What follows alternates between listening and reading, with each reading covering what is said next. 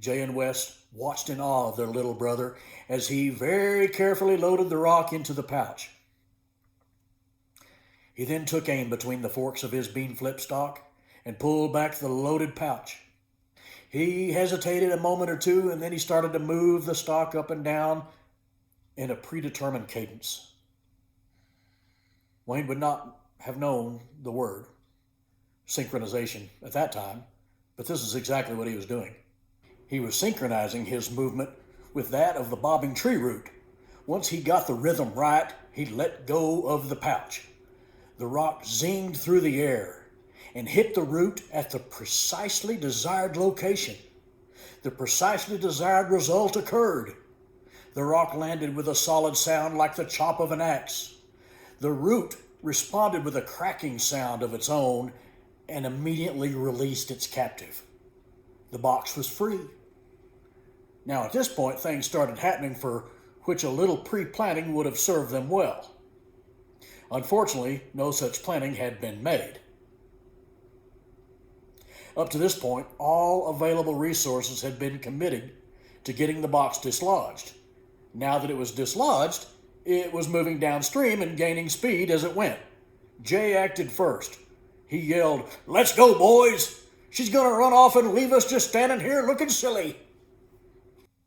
Well, Wes already felt a little silly because he just stood there for a moment, still in shock that the little old Wayne only took one shot to cut that big box loose. For future reference, he told himself he needed to go look at that David and Goliath story in the Bible one more time. Wes finally regained his senses and in no time was in on the chase to stop that box. Jay had run past the box and Wayne followed, not necessarily knowing why. "We have to get downstream enough to be able to throw stuff in its path to make it come to us on our bank," said Jay to Wayne, and Wes also as he finally caught up to him. "Pick up tree limbs and stuff to throw as we run along," Jay said.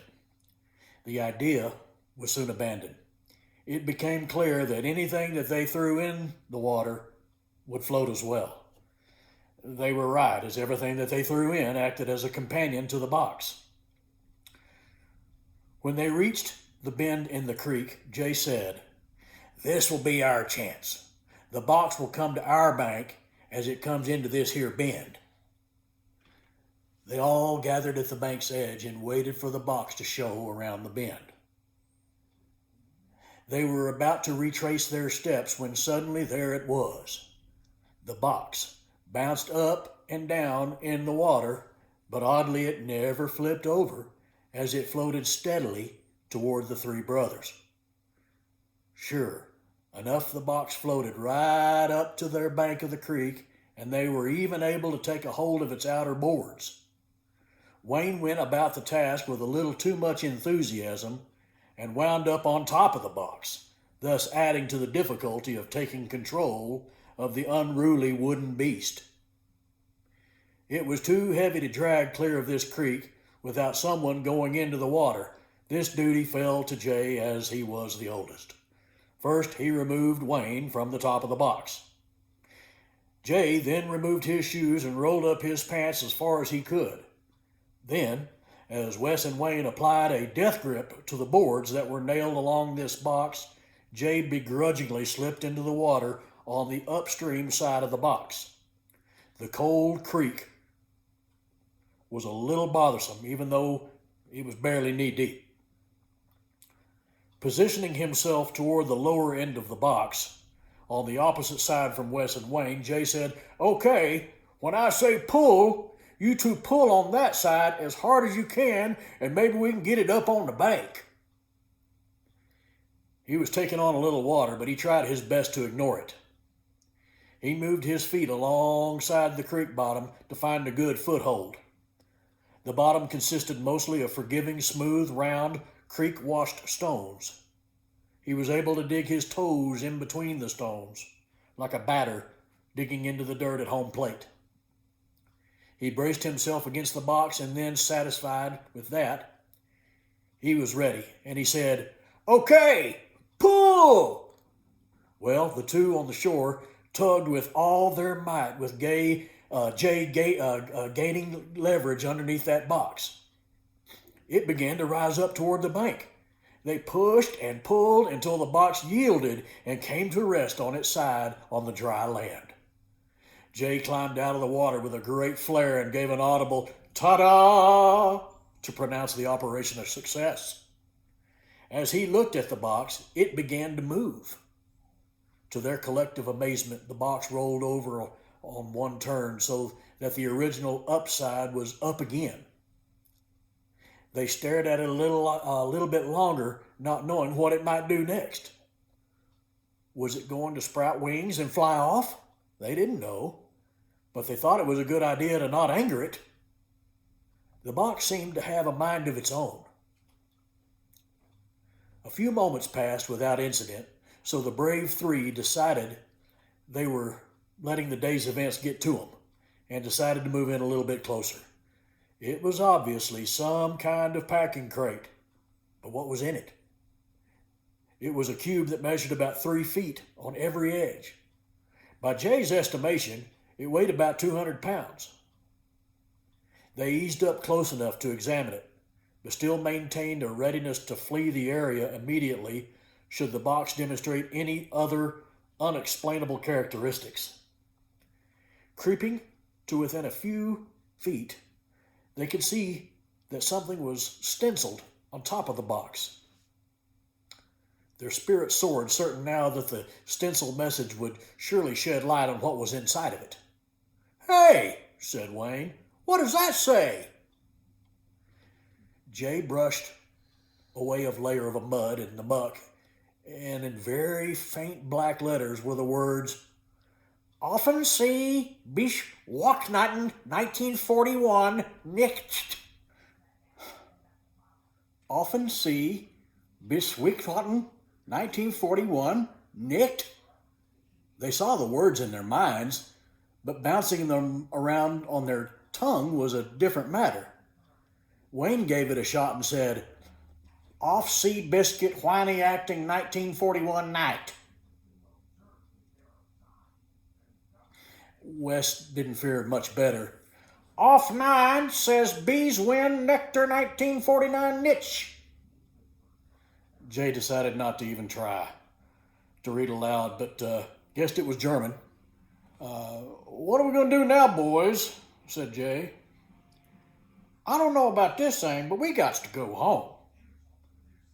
He didn't look forward to making Mama mad by causing a late start nighttime church. "I think we should head for home too," said Wes. Jay agreed, but wondered aloud, "What are we going to do with this box?" His mind racing, Jay continued, "Okay, here's what we'll do. Let's try to cover it with some dead wood and some leaves so nobody else will see it and come get it. We'll come back here tomorrow morning with tools to open this here box." "Why don't we write down what it says on the label and maybe get someone to tell us what it says?" said Wes. "Good idea," said Jay. "Yeah, good idea," said Wayne. "But where are we going to find a pencil out here in the woods?" asked Jay with a hint of sarcasm. "Matches," said Wes. "I've got matches in my pocket." "So?" said Jay. "So this," said Wes. "If we find some smooth, dry tree bark and we burn some of it, we can write on another piece of bark." "Pure genius. Pure genius," said Jay. "Yeah, pure genies. Can we go home now?" asked Wayne, having recently completely lost track of the conversation. "Just a little bit longer and we can go," said Jay. Jay explained the plan to Wayne and asked him to gather a bunch of sticks, limbs, and leaves to hide this here box. Wayne set out to do his duty with a vengeance. The sooner he covered the box, the sooner they could go home. Wes was doing his part by starting a small fire in preparation of an operable writing instrument. Family history suggests, nightly or not, that Wes was the best candidate for making a fire. At barely 3 or 4, he was allegedly discovered under the house with a flaming match holding it up to a wooden underpinning. Several spent matches were reportedly lying around on the ground. He was never charged, let alone ever brought before any family jury of his peers to be tried for that offense. He will, of course, even now, vehemently deny any wrongdoing. Nevertheless, Wes's fire was going good, and soon he had several burnt sticks that could serve as a good charcoal pencil. Jay chose a pencil stick from the fistful Wes offered.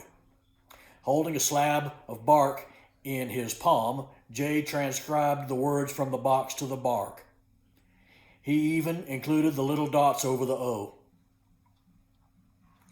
Wayne saw to it that the box was well covered. It may not have been inconspicuous, but it was certainly disguised. He made a pile about 6 foot high with leaves, limbs, dirt, and the occasional strategically placed cow patty, used primarily as a binding agent, the last ingredient he got from the trail along which they had traveled. Satisfied that the area was secure for the night, the three adventurers lit out for home, taking care not to accidentally discover any more binding agents along the trail. "Mama, the boys are here," said Janice. She was a year younger than Jay, but they were sort of like twins. He missed his first year of school due to a broken leg. He got the broken leg when he had an unscheduled exit from a tree, and it was followed by a predictably ungraceful landing. Since then, they were in the same class at school. The boys filed in and got a once-over from Janice as they entered. This was for their own good, since it would be Mama who gave them the overall look-over. "Where you boys been? You got mud splatters all over y'all." That was Janice. "Oh, Niecy, we was just down by the Lick Creek. We might have fallen in a time or two, that's all," said Jay. He spoke for all three of us as he signaled behind his back and Wes to clam up. They obliged, and all three marched away dutifully as Janice pointed them to the wash pan on the back porch. "Sunday best for these three men on Sunday. You wear your newest pair of Big Smith brand overalls." Jay, being the oldest, wore the newest on the sliding hand-me-down scale. Later, after my brother Richard and I got put in the mix, the rules changed. The hand-me-downs went by age. Rule was modified to provide for a situation when the biggest was not necessarily the oldest. "You guys just barely made it," Wilma said, with just a little bit more snootiness than was called for. "Daddy is starting the car, and Mama already has her hanky spit washed Richard and Lyndon," she said. Wilma was doing her best to enjoy someone else being in trouble instead of her, even if it was just potential trouble. She could at least make them sweat a little bit. High drama was her specialty. Disclaimer, I don't mean that in a bad way. Our family car was a 1934 Ford sedan that Daddy converted into a truck. 3 or 4 of us could sit in the front if someone sat in somebody's lap. The rest of us riders went to the bed of the truck. The church house was only about half a mile from the house, so if it got too awkward, having 9 people piled in the truck, you could always walk. Walking toward church was okay. Walking home after church was not so attractive. Nobody wanted to be late for that supper. Up the road over the railroad tracks, turn left at Mills General Store. Continue past Hedgecock Combination Texaco Filling Station, Grocery, and Post Office on the right.